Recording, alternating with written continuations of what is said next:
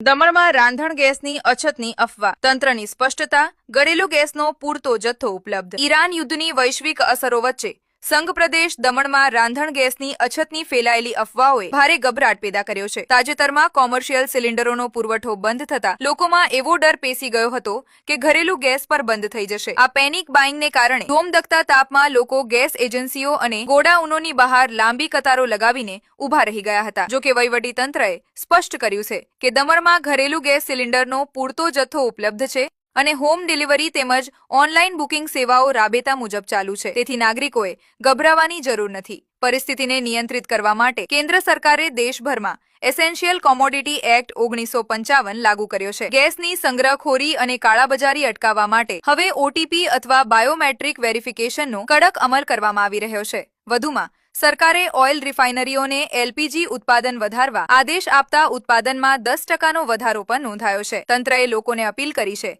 કે તેઓ ખોટી અફવાઓથી દૂર રહે અને બિનજરૂરી રીતે કતારોમાં ઊભા રહીને ચિંતામાં ન મુકાય. વધુ સમાચારો અને માહિતી માટે આપણો વાપી સાથે જોડાયેલા રહો.